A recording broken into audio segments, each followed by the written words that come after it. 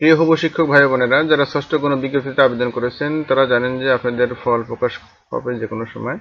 তো ফলাফল প্রকাশ করার পরে আপনি সেটা রিকমেন্ডেশন লেটার যে পাবেন, সেই রিকমেন্ডেশন লেটারটা কোথা থেকে সংগ্রহ করবেন, কিভাবে সংগ্রহ করবেন, এবং আপনার জয়েনিং স্ট্যাটাস কোথায় দেখতে পাবেন, কতজন কিভাবে কোন প্রতিষ্ঠানে জয়েনিং করলো, সব বিষয়ে কোথায় কিভাবে পাবেন সেটা আমি দেখিয়ে দেবো। তো আমার সাথে থাকুন, দেখতে থাকুন। আপনারা দেখতে পাচ্ছেন যে আমরা এনটিএস এর ওয়েবসাইটে এসেছি।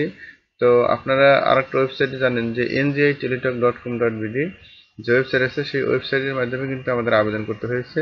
যেটা এনটিআরসি এখানে একটা লিঙ্ক দিয়েছিল, সেই লিঙ্কটাই কিন্তু এখানে প্রবেশ করে কিন্তু আমাদের কাজ করতে হয়েছে। তো এনজিআই এর যে টেলিটকের যে ওয়েবসাইটটা, সেটার ঠিকানা আপনারা এখানে দেখতে পাচ্ছেন যে ngi.teletalk.com.bd এনটিআরসি অ্যাপ। তো যাই হোক, এইটাতে আসার পরে আপনারা এখানে দেখতে পাচ্ছেন যে সাইকেল 6 অর্থাৎ আমি ষষ্ঠ গণবিজ্ঞপ্তির যে অপশন, সেখানের মধ্যে এখনো রেজাল্ট প্রকাশ পায়নি। যদি রেজাল্ট প্রকাশ পায় তাহলে কেমন দেখাবে, এখানে পঞ্চম যদি আমি গণবিজ্ঞপ্তি দেখি, তো এখানে দেখতে পাচ্ছেন যে রেজাল্ট হয়েছিল এবং সেখানে দেখেন ই রেজাল্ট পাবলিক সার্কুলার।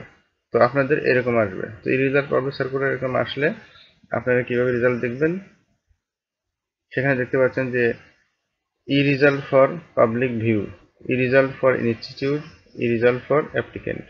তো অ্যাপ্লিকেন্ট এখানে যাবেন, যাওয়ার পরে আপনার ব্যাচ, তারপর আপনার রোল, এই দুইটা দিলেই কিন্তু আপনি এখান থেকে দেখতে পাবেন। তো এভাবে অন্যান্য কোনো বিজ্ঞপ্তিতেও কিন্তু একইভাবে আপনার এরকম রেজাল্ট দেখতে হয়েছে। তো মেসেজ তো পাবেনই, তারপরেও যদি এখান থেকে আপনি নিয়ে একটা স্ক্রিনশট নিয়ে রাখতে চান, সেক্ষেত্রে কিন্তু এখান থেকে নিতে পারবেন। তো এই যেমন এই রেজাল্ট, এখানে আসলাম, এখানে এসে দেখেন একই রকম সিস্টেম। তো এই হলো অবস্থা। তো এখন আপনার এখান থেকে আপনি যে সিলেক্টেড হয়েছেন সেটার কিন্তু একটা কপি নিতে হবে, এমপি আবেদনের জন্য লাগবে। তারপরে আপনার বাকি যে অপশন আছে, যেমন এখানে দেখেন যে রিকমেন্ডেশন লেটার অপশন। তো রিকমেন্ডেশন লেটার যখন যাবেন, সেখানে ইউজার আইডি আপনি আবেদন করছেন, সেটার ইউজার আইডি এবং পাসওয়ার্ড দিয়ে প্রবেশ করে রিকমেন্ডেশন লেটারটা ডাউনলোড করতে হবে। তো রিকমেন্ডেশন লেটারটা ডাউনলোড করলে সেই রিকমেন্ডেশন লেটারই কিন্তু আপনার মেইন ডকুমেন্ট, যেটার মাধ্যমে আপনি নিয়োগপত্র পাবেন। এই জন্য আপনাকে খুবই গুরুত্বের সাথে এই বিষয়গুলো নিতে হবে। একটা হলো রিকমেন্ডেশন লেটার, এটা এখান থেকে ডাউনলোড করতে হবে।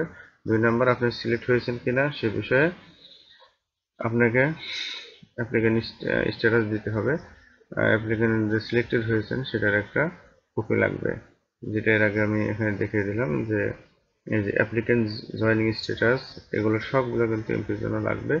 এজন্য এগুলো এখান থেকে সুন্দরভাবে সংরক্ষণ করবেন এবং সেগুলো নিয়েই আপনি প্রতিষ্ঠানে যাবেন। তো এটা ছিল খুবই গুরুত্বপূর্ণ একটা বিষয়। তো আশা করি আপনারা উপকৃত হয়েছেন। ধন্যবাদ সবাইকে। আসসালামু আলাইকুম।